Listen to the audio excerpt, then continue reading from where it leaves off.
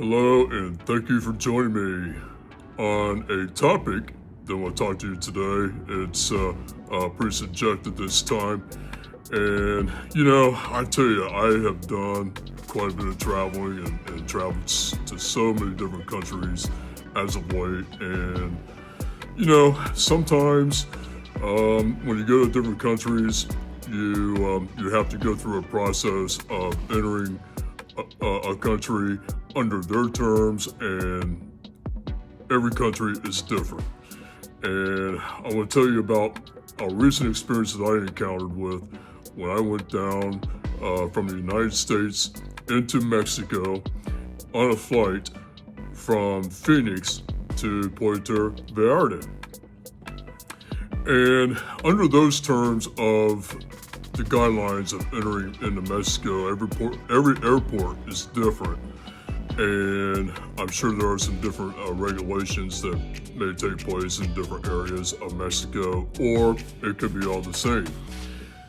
However, I want to explain to you about my experience of getting into Puerto Vallarta.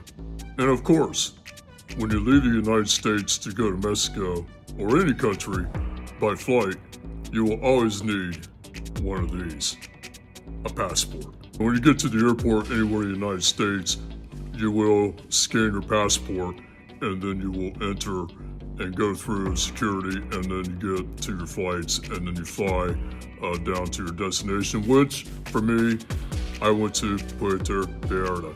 One of the things that you will need to do when you enter into the immigration into Mexico is to fill out a multiple migratory form. You can do it by paper, or before you enter into Mexico, you can do it at your own home online and go through the digital process and fill out the form, which under Mexico they call it the FMM, which is basically a form of the multiple migratory form or type of document that you will have to fill out. And once you fill out the FMM, you will fill out your name, your departure date, your passport information like your passport number, and your email, and then you will submit that and hand it over to an immigration officer. And what they will do is they will provide you a form.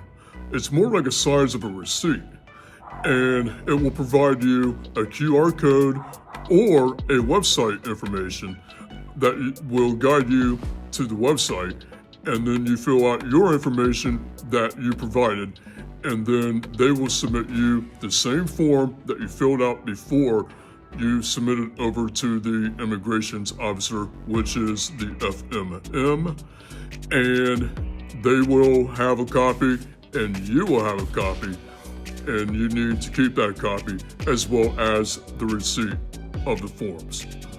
I will say there is a good chance you may have to submit further information to an immigration or a customs officer, because they will scan your bags, and there's a possibility that you may be pulled aside in the secondary, and that could, they may have a red flag that they may have to double check to see what it is you may be bringing into Mexico, and then they'll determine, whether or not that is suitable or whether it's unlawful. And it's always a possibility under immigration that you may be pulled aside in the secondary for questioning due to maybe a legality issue pertaining what may have taken place anywhere around the world, including the United States. One thing about Mexico is you can actually go in visa-free, just do a walk-in. And I arrived on November 13th, 2025, and they give you 180 days visa-free to do whatever you want. Although you will enter a departure date, let's say 10 days later.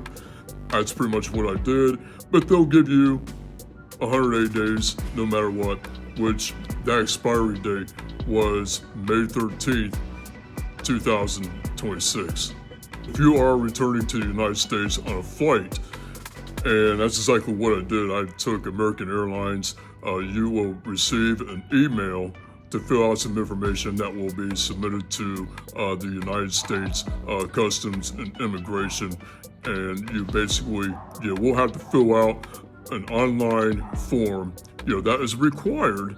And before you return to the United States, you will submit your name, your passport number, and your location of where you're going to be heading to next.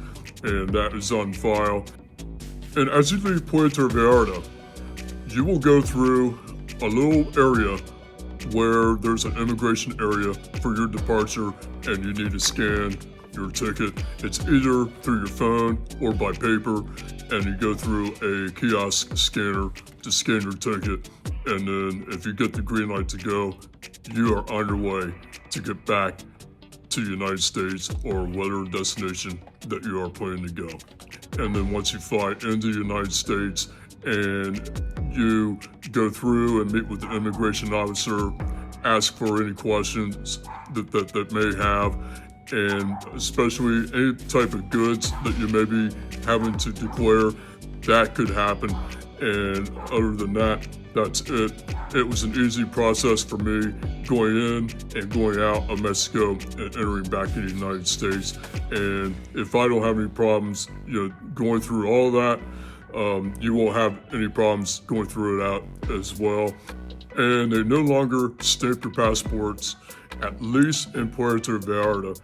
And you will have a pretty much a stamp-free passport if you don't have any stamps in your passport. So that is pretty much it from the whole process of what it's like to enter Mexico, at least in Puerto Vallarta, from the United States. I hope you enjoyed this video. Ask me any questions. Feel free to comment. I appreciate you. Thank you for watching.